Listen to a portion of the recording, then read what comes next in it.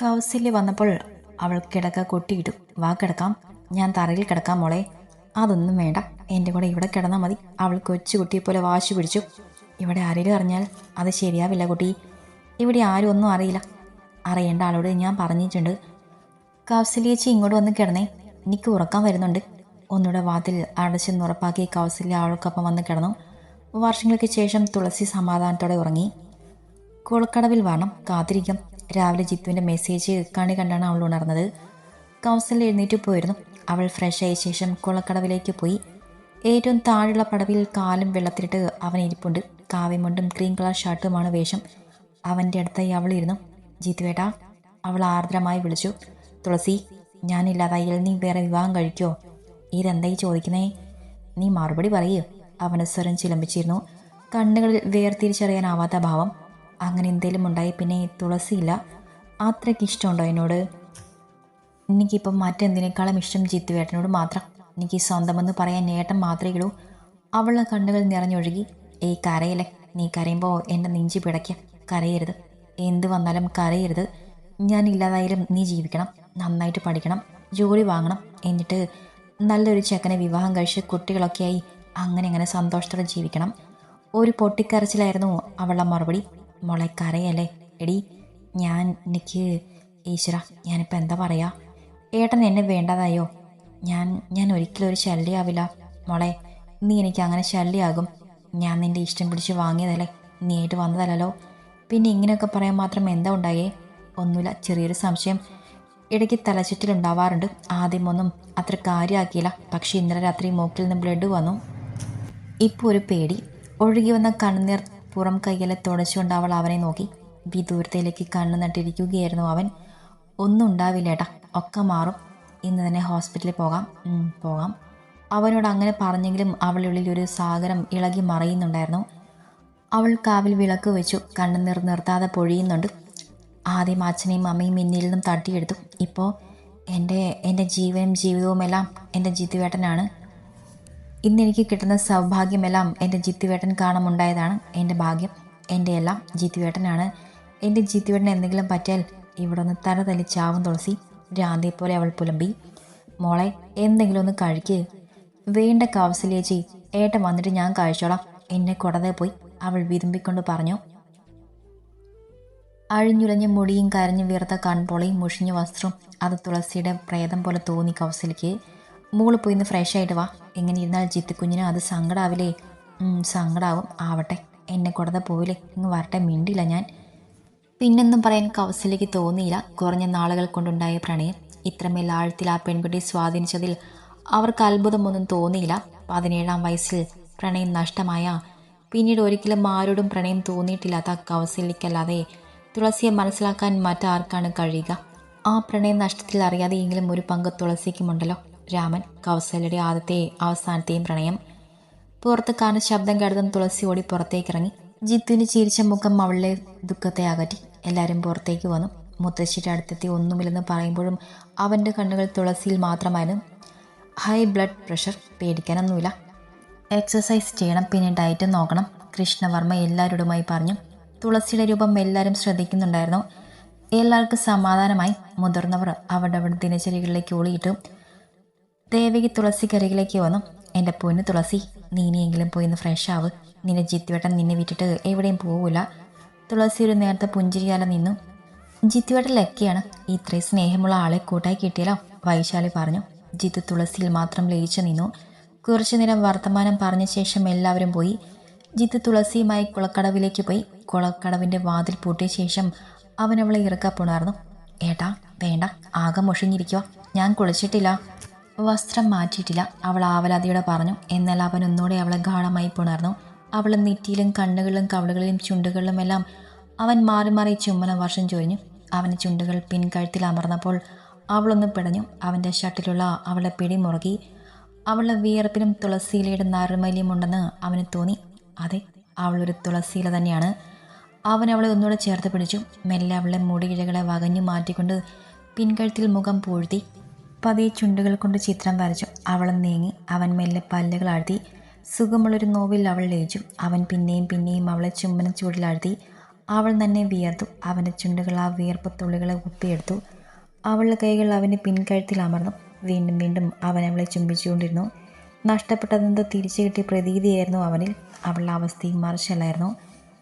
വീരഭദ്രനും രേവതിയും തിരിച്ചു പോയിരുന്നു. യാത്ര പറയാൻ വീരഭദ്രൻ തുളസിക്ക് മുന്നിൽ വന്നിരുന്നില്ല. എങ്കിലും എന്നും അയാൾ അവളെ ഫോൺ വിളിക്കും. ഇത്രയും കാലം മകൾക്ക് നിഷേധിച്ച സ്നേഹം അയാൾ വാക്കുകളിലൂടെ അവൾക്ക് നൽകി. അവളും ആ സ്നേഹത്തിൽ വളരെയധികം സന്തോഷിച്ചു. ഒരാഴ്ച കടന്നുപോയി. സമയം കിട്ടുമ്പോഴെല്ലാം തുളസിയും ജിത്തുവും കുളക്കടവിൽ കണ്ടുമുട്ടും. അവിടെ അവർ അവിടെ ലോകം കെട്ടിപ്പടുക്കും. വൈകുന്നേരം നന്ദിനി പശുവിനെയും കുട്ടിക്കുമൊപ്പം സമയം ചിലവഴിക്കുകയായിരുന്നു തുളസി.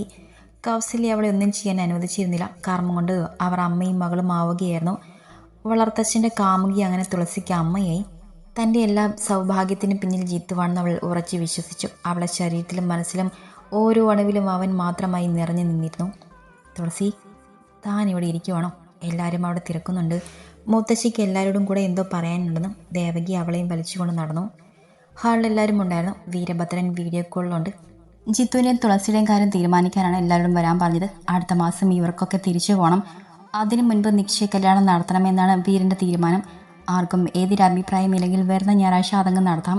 വീര ശനിയാഴ്ച എത്തും. ആർക്കെങ്കിലും എന്തെങ്കിലും പറയാനുണ്ടോ? മുത്തശ്ശി ഉറച്ച സ്വരത്തിൽ ചോദിച്ചു. ആരും ഇല്ലെന്ന അർത്ഥത്തിൽ തലയാട്ടി. തുളസി നിർവികാരമായി നിന്നു. പെട്ടെന്ന് ഇങ്ങനെയൊരു തീരുമാനം അവൾ പ്രതീക്ഷിച്ചിരുന്നില്ല. ജിത്തുവിൻ്റെ അവസ്ഥയും അത് തന്നെയായിരുന്നു.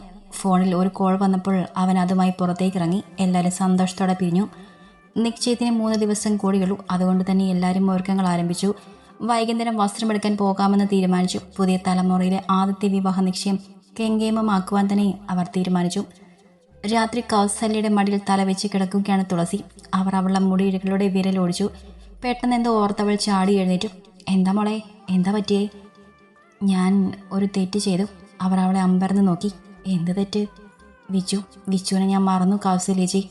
ഇത്ര നാളും എനിക്ക് അവൻ മാത്രമേ ഉണ്ടായിരുന്നുള്ളൂ. പക്ഷേ ഇപ്പം എല്ലാം കിട്ടിയപ്പോൾ ഞാൻ എന്തൊരു ദുഷ്ടയാണ്. അവനെന്ന് വിളിക്കാൻ പോലും ഞാൻ മറന്നു. പൊട്ടിക്കരച്ചിലോടെ അവൾ പറഞ്ഞു. അയ്യേ, ഇത്രയേ ഉള്ളോ? അവന് നിന്നെ മനസ്സിലാവും. നല്ലൊരു പയ്യനാണ് അവൻ. എല്ലാവരും സ്നേഹിക്കാൻ മാത്രം അറിയുന്ന ഒരു ശുദ്ധൻ. മോൾ വിഷമിക്കണ്ട. നാളെ തന്നെ പോയി അവനെ കണ്ട് അപ്പം സങ്കടെല്ലാം മറക്കും. തുളസി രാവിലെ തന്നെ എങ്ങോട്ടാ? പഠിപ്പുര കടന്ന് ഓടാൻ തുടങ്ങി തുളസി സീച്ചിട്ടതുപോലെ നിന്നു. ഞാൻ വിച്ചുവിനെന്ന് കാണാൻ. അതിനിങ്ങനെ ഓടണോ? നടന്നു പോയാൽ പോരെ? ഞാൻ കൊണ്ടാക്കാം. വേണ്ട ചിത്തുവേട്ടാ, ഞാൻ പോയിട്ട് വരാം. നടന്നു പോകാനുള്ള ദൂരല്ലേ ഉള്ളൂ. ഓ, ഞാൻ കൂടെ വരുന്നത് ഇഷ്ടമല്ലെങ്കിൽ അതങ്ങ് പറഞ്ഞാൽ പോരെ? അവൻ മുഖം വീർപ്പിച്ചു. അയ്യോ, എന്തായിട്ട് ഇങ്ങനെയൊക്കെ പറയുന്നേ? എനിക്ക് ഏട്ടൻ കൂടെ വരുന്നതിൽ സന്തോഷം മാത്രമേ ഉള്ളൂ. വണ്ടിയിൽ പോകണ്ടെന്ന് മാത്രമേ ഞാൻ ഉദ്ദേശിച്ചുള്ളൂ. എങ്കിൽ നടന്നു പോകാം, അവൻ സന്തോഷത്തോടെ പറഞ്ഞു. പോകാം. വിച്ചുവിനെ കണ്ടതും ജിത്തുവിൻ്റെ കൈവിട്ട് അവൾ ഓടി. കിണറ്റിൽ നിന്നും വെള്ളം കോരുകയായിരുന്നു വിച്ചു. അവളെ കണ്ട് അവനും തൊട്ടി താഴെയിട്ടു. കല്യാണം വിളിക്കാൻ വന്നതാണോ തമ്പ്രാട്ടി? ഒന്ന് പോടാ, കല്യാണമല്ല നിശ്ചയാടാ. അവൾ അവൻ്റെ കാര്യം ഗ്രഹിച്ചു. എനിക്കറിയാം, അമ്മമ്മ പറഞ്ഞു. കൈന്ന് ഇവിടെ പെണ്ണേ. ജിത്തുവാണ് നിൽക്കുന്നു. അവൻ സ്വരം താഴ്ത്തി പറഞ്ഞു. അവളൊന്നും മൈൻഡ് ചെയ്യാതെ അവനോട് വിശേഷങ്ങൾ ഓരോന്നായി പറഞ്ഞുകൊണ്ടിരുന്നു. ജിത്ത് നോക്കി കാണുകയായിരുന്നു അവളെ. തറവാട്ടിൽ ആരോടും അവൾ ഇത്രയധികം സന്തോഷത്തോടെ സംസാരിക്കുന്ന കണ്ടിട്ടില്ല. തന്നോട് പോലും അകലമായിരുന്നു ആദ്യമൊക്കെ. ഇപ്പോഴാണ് അതിനൊരു മാറ്റമുണ്ടായത്. ഒരു പക്ഷെ ആരും ഇല്ലാതിരുന്ന കാലത്ത് അവൻ മാത്രമായിരുന്നിരിക്കും അവൾക്ക് തുണയായിരുന്നത്. അതെ, അതാണ് ഈ സ്നേഹത്തിന് കാരണം. അപ്പോൾ അവൻ അറിഞ്ഞിരുന്നില്ല അവൻ കാരണം അവളുടെ ജീവിതം മാറി മറിയുമെന്ന്. നന്നെ വെളുത്ത നിറമാണ് വിച്ചുവിന്. ചെമ്പൻ മുടി വെട്ടി ഒതുക്കിയിട്ടില്ല. നിരയൊത്ത ഭംഗിയുള്ള പല്ലുകൾ, കാപ്പിക്കണ്ണുകൾ, മെലിഞ്ഞ ശരീരം, ആവശ്യത്തിന് പൊക്കമുണ്ട്. തുളസിയും അവനും ആങ്ങളെയും പെങ്ങളുമാണെന്ന് ഒറ്റ നോട്ടത്തിൽ പറയൂ. വിച്ചു ജിത്തുവിനരികിലേക്ക് എത്തി. അവർ പരസ്പരം പുഞ്ചിരിച്ചു. കൺഗ്രാജുലേഷൻസ് അണ്ണ. താങ്ക്സ് ഡാ. നേരത്തെ അങ്ങ് എത്തണം കേട്ടോ. ഉറപ്പായും വരാം അണ്ണ. അവർ യാത്ര പറഞ്ഞിറങ്ങി. തിരികെ പോകുമ്പോൾ തുളസി വളരെയധികം സന്തോഷത്തിലായിരുന്നു. മാമ ഈവനിങ് ഫ്ലൈറ്റിന് വരും. റിങ്ങൊക്കെ അവിടുന്ന് കൊണ്ടുവരും.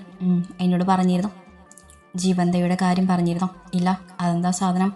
അയ്യോ പെണ്ണേ, അത് സാധനമല്ല. ഞങ്ങളുടെ ഫാമിലി ഫ്രണ്ടാണ് അവിടുത്തെ. കുറച്ച് മുൻപ് വിളിച്ചപ്പോഴാണ് മാമയുടെ കൂടെ അവളും വരുന്നുണ്ടെന്ന് പറഞ്ഞത്. ഓ, ഞാൻ കരുതി എന്താ സാധനമാണെന്ന്. അവളോട് അധികം കൂട്ടിനൊന്നും പോകണ്ട കേട്ടോ. അതെന്താ? അത് അവളൊരു സൈക്കോയാണ്. കുറേ കാലം എൻ്റെ പിന്നാലെ നടന്നു. പിന്നെ എന്നിതിൻ്റെ പുറകെയായിരുന്നു. ഇപ്പോൾ ആടെ പുറകെയാണെന്ന് തമ്പുരാനറിയാം. എന്തോ അത് കേട്ടപ്പോൾ തുളസിയുടെ മുഖം മ്ലാനമായി. ഏയ്, നീ വിഷമിക്കേണ്ട. ഒരു പ്രോബ്ലവും ഉണ്ടാവാതെ ഞാൻ നോക്കിക്കോളാം. പിന്നെ സാരി ഇഷ്ടമായിരുന്നോ നിനക്ക്? അവൻ വിഷയം മാറ്റാനായി പറഞ്ഞു. ഇഷ്ടമായി. ഏട്ടൻ്റെ സെലക്ഷനല്ലേ, എനിക്ക് ഇഷ്ടമാവാതിരിക്കുമോ? പക്ഷേ എനിക്ക് അത്ര തൃപ്തി പോരാ. കുറച്ചുകൂടെ ബെറ്റർ ആയത് വാങ്ങായിരുന്നു. പെട്ടെന്നായതുകൊണ്ടാണ്. പിന്നെ ചിലപ്പം മാമ കൊണ്ടുവരായിരിക്കും. ഞാൻ പറഞ്ഞിട്ടുണ്ട്. അയ്യോ, അതൊന്നും വേണ്ടായിരുന്നു. ഇതൊക്കെ തന്നെ അധികമാണ്. അത് നീയല്ല തീരുമാനിക്കുന്നത്. വേഗം നടക്ക്. ചെന്നിട്ട് വേണം. എന്ത്, ബ്രേക്ക്ഫാസ്റ്റ് കിട്ടിയില്ല? അതെയോ, ഞാൻ കരുതി കഴിച്ചു കാണുമെന്ന്. എടി മരമാക്രി, ഞാനതല്ല പറഞ്ഞത്. ഇതാണ് അവൻ ചുണ്ടുകൊണ്ട് ഗോഷ്ഠി കാണിച്ചുകൊണ്ട് പറഞ്ഞു. അവൾ നാണത്തോടെ അവനെ നോക്കി പുഞ്ചിരിച്ചു. തുളസി, അടുത്ത് വാ വേണേ. അവൻ അവളെ ചേർത്ത് പിടിച്ചു. ഏറെ നേരം അങ്ങനെ നിന്നു. ഒരിക്കലും ഉപേക്ഷിക്കലെന്ന് പറയാതെ പറയുന്നത് പോലെ. വൈകുന്നേരം വീരഭദ്രനും ജീവന്റെയും എത്തിച്ചേർന്നു. വെളുത്തു മെലിഞ്ഞ ഉയരം കൂടിയ ഒരു പെണ്ണായിരുന്നു അവൾ. മുടി മുട്ടോളമുണ്ട്. അത് സ്ട്രെയിറ്റ് ചെയ്തിട്ടുണ്ട്. ചെമ്പൻ നിറവും കൊടുത്തിട്ടുണ്ട്.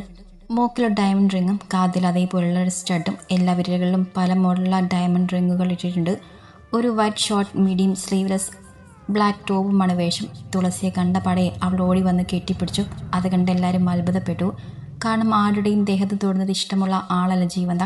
എല്ലാവരെയും അവൾ അകലത്തെ നിർത്തു. തുളസി അന്നം വിട്ടു നിന്നു. മാളു, കാതോരം അവളുടെ സ്നേഹാർദ്രമായ ശബ്ദം കേട്ട് അവൾ കണ്ണു മെഷി നോക്കി. മാളു അല്ല, തുളസി. തുളസിന്നാ എൻ്റെ പേര്. സോറി, ഞാൻ പെട്ടെന്ന് ഐ എം സോറി. അവളെ ശബ്ദം ഇടറിയിരുന്നു. കണ്ണുകളിൽ നിന്നും ഒരിറ്റ് കണ്ണുനീർ അടർന്നു വീണു. പെട്ടെന്ന് അവൾ തുളസി വിട്ടകന്നു മാറി. എല്ലാവരെയും നോക്കി പുഞ്ചിരിച്ചു. ദേവിക അവളെ അകത്തേക്ക് കൂട്ടിക്കൊണ്ടുപോയി. കൂളക്കടവിൽ തുളസിയുടെ മടിയിൽ തലവെച്ച് കിടക്കുകയാണ് ജിത്തു. അവൻ്റെ ഫോണിലെ മെസ്സേജ് ടൂൺ കേട്ടാണ് അവൾ സ്വപ്നലോകത്തു നിന്നും ഉണർന്നത്. ജിത്തു അരികിലുള്ളപ്പോൾ തുളസി ഒരു മായക ലോകത്താണ്. അവൻ ഫോൺ എടുത്ത് നോക്കി. ജീവേന്ദ്ര മെസ്സേജാണ്. എന്താ മനസ്സേ, ജാടയാണോ? അവനത് കണ്ട് ചിരിച്ചു. അവൻ അവളെ കോൾ ചെയ്തു. എടി വട്ടോളി, എന്താടാ ബുദ്ധിജീവി, നീ കുളക്കടവിലോട്ട് വാ, ഞങ്ങളിവിടെ ഉണ്ട്. ആരാണാവോ ഈ ഞങ്ങൾ? ഞാനും എൻ്റെ പെണ്ണും. ഞാൻ വരുന്നില്ലടാ, സ്വർഗത്തിലെ കട്ടുറുമ്പാവാൻ ഞാനില്ല. വട്ടോളി, ഇത് നീ തന്നെയാണോ? വാട്ട് എ ചേഞ്ച് മാൻ. ശരിക്കും പറഞ്ഞാൽ നിൻ്റെ കല്യാണം എങ്ങനെയെങ്കിലും മുടക്കി നിന്നെയും കൊണ്ട് പോകാനായിരുന്നു എൻ്റെ പ്ലാൻ. ഞാൻ ആദ്യമായി പ്രണയിച്ചത് നിന്നെയായിരുന്നല്ലോ. പിന്നെ ഇതിനോട് ശരിക്കും പ്രേമമൊന്നുമില്ലായിരുന്നു കേട്ടോ. കറങ്ങി നടക്കാനൊരു കൂട്ട്, അത്രമാത്രം. അതെല്ലാവരും തെറ്റിദ്ധരിച്ചു. പക്ഷെ നിന്നോട് ഒടുക്കത്തെ പ്രേമമായിരുന്നു കേട്ടോ. ഇന്ന് ഇവിടെ വരും വരെ. പക്ഷെ ഇനിയില്ല. എൻ്റെ മോളിനു വേണ്ടി. നിനക്കറിയാം ജിത്തു, എൻ്റെ അനിയത്തെ അറിയാൻ വഴിയില്ല. നമ്മൾ പരിചയപ്പെട്ടിട്ട് 5 വർഷമല്ലേ ആയുള്ളൂ. എൻ്റെ മാളു എന്നെ വീട്ടിൽ പോയിട്ട് 6.5 വർഷമായി. മാളുവിൻ്റെ അതേ മുഖമാണ് നിൻ്റെ തുളസിക്ക്.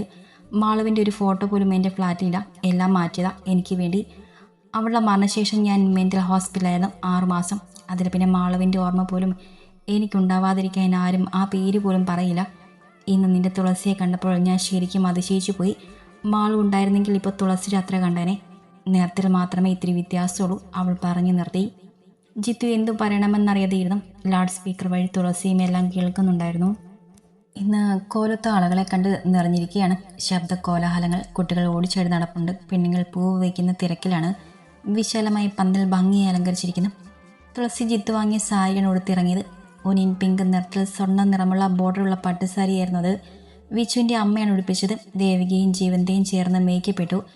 മിതമായ ഒരുക്കം മാത്രം. മുടി മെടഞ്ഞ് കുറച്ച് മുല്ലപ്പൂ വെച്ചു. കാതിൽ വെള്ളക്കല്ല് ചിമുക്കി. കഴുത്തിൽ ഇടത്തരം വെള്ളക്കല്ലിൻ്റെ നെക്ലസ്. ഒരു നീളമുള്ള പാലക്കാമലയും ഇട്ടു.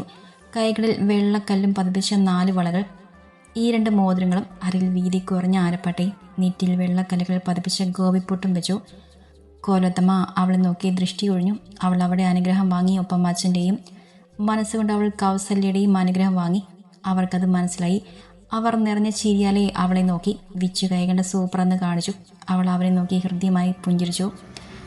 അമ്മയും രാമച്ചനെയും മനസ്സിൽ ധ്യാനിച്ചുകൊണ്ട് അവൾ നിക്ഷേപ പന്തലിലേക്ക് നടന്നു. ജിത്തുവിൻ്റെ അരികിലിരിക്കുമ്പോൾ അവൾക്ക് നാണം വരുന്നുണ്ടായിരുന്നു. അവൻ അവളെ തന്നെ നോക്കിയിരിക്കുകയായിരുന്നു. ഇടയ്ക്ക് സഹോദരങ്ങൾ അവനെ കളിയാക്കി. അവൻ ചമ്മലോടെ ഇരുന്നു. നിറഞ്ഞ മനസ്സോടെ അവർ പരസ്പരം മോതിരങ്ങൾ അണിയിച്ചു. പിന്നെ അവിടെ ഒരു മേളമായിരുന്നു. വിച്ച് തുളസിയുടെ സ്വന്തം സഹോദരനെ പോലെ എല്ലാം ഓടി നടന്ന് ചെയ്തു. ദുർഗയും മുന്നേയും വന്നിരുന്നു. മറ്റുള്ള കൂട്ടുകാരെ വിവാഹത്തിന് ക്ഷണിക്കാമെന്ന് കരുതി. ഒരു ഇലയിലായിരുന്നു തുളസിക്കും ജിത്തുവിനും ഭക്ഷണം വിളമ്പിയത്. ദേവികയും ജീവന്റെയും അവർക്ക് ഇരുവശവുമായിരുന്നു. വൈശാലിയും അഭയും നിതിനും എതിർവശത്തിരുന്നു. വിഷ്ണുവും വിച്ചുവും വിളമ്പുകാരായിരുന്നു. വിഷ്ണു തുളസിയുടെ സ്വന്തം കൂടപ്പിറപ്പാണെങ്കിൽ വിച്ചു അവൾക്ക് നിർവചനമില്ലാത്ത എന്തോ ഒന്നാണ്. വൈകുന്നേരം എല്ലാവരും അവരവരുടെ ജീവിതത്തിലേക്ക് ഊളിയിട്ടു. നാളെ എല്ലാവരും തിരിച്ചു പോകും. തുളസി ആകെ അസ്വസ്ഥമായിരുന്നു. ജിത്തുവിനെ പിരിയാൻ അവൾക്കാകുമായിരുന്നില്ല. ചുരുങ്ങിയ ദിവസങ്ങളിൽ അവിടെ പ്രണയം അതിൻ്റെ പരകോടിയിലെത്തിയിരുന്നു. 1 മാസം എത്ര പെട്ടെന്നാണ് കടന്നുപോയത്. ഒരിക്കലും മറക്കാനാവാത്ത ദിനങ്ങൾ സമ്മാനിച്ചുകൊണ്ട് ജിതിൻ എന്നെഴുതിയ മോതിരത്തിൽ നോക്കി അവളിരുന്നു. അരികിൽ അവൻ്റെ സാമീപ്യം മറിഞ്ഞ് അവൾ തിരിഞ്ഞു നോക്കി. അവൻ്റെ മിഴികൾ നിറഞ്ഞിരുന്നു. തുളസി. അവൻ്റെ സ്വരം ചിലമ്പിച്ചിരുന്നു. അവൾ വികാര വായ്പോടെ അവനെ നോക്കി. ഇനി ഒരു വർഷം എനിക്ക് ഓർക്കാൻ കൂടി പറ്റുന്നില്ല മോളെ. നിന്നെ കാണാതെ ഞാൻ പോകുന്നില്ലടി. അവൻ വികാരത്തിനായി മൊഴിഞ്ഞുകൊണ്ട് അവളെ തോളിൽ മുഖം പൂഴ്ത്തി അവനായിരുന്നു. നേരം വൈകിട്ടും അവർ അതേ ഇരിപ്പ് തുടർന്നു. ആരും അവരെ അന്വേഷിച്ചതുമില്ല. മാനമേരുണ്ടു, കാറ്റ് വീശാൻ തുടങ്ങി. വെള്ളത്തുള്ളികൾ അവരുടെ ദേഹത്ത് പതിച്ചു. അവർ അപ്പോഴും അങ്ങനെ തന്നെയിരുന്നു. പെട്ടെന്ന് മഴ ശക്തി പ്രാപിച്ചു. അവൻ അവളെയും കൊണ്ട് കുളപ്പടവിനരികിലെ ചെറിയ മുറിയിലേക്ക് കയറി. കുളിച്ച് വരുന്നവർക്ക് വസ്ത്രം മാറാനുള്ള മുറിയായിരുന്നു അത്. അവർ പകുതിയും നനഞ്ഞിരുന്നു. പെട്ടെന്നൊരു ഇടിമിന്നലും ഉണ്ടായി. അവൾ കിലകിലായി വിറച്ചു. അവൻ അവളെയും പൊതിഞ്ഞു പിടിച്ചു. അവൻ്റെ മാറിൽ അവൾ പതുങ്ങി നിന്നു. അവൾ ആ മഴയിലും വിയർക്കുന്നുണ്ടായിരുന്നു. അവൻ്റെ അവസ്ഥയും അങ്ങനെ തന്നെയായിരുന്നു. അവളുടെ മിഴികൾ എന്തിനെന്നറിയാതെ നിറഞ്ഞു. അവൻ ചുണ്ടുകളാൽ ആ കണ്ണ് നിന്നെ ഒപ്പിയെടുത്തു. അവളൊന്ന് പിടഞ്ഞു. അവൻ്റെ ചുണ്ടുകളുടെ തണുപ്പിൽ അവൾ ലയിച്ചു നിന്നു.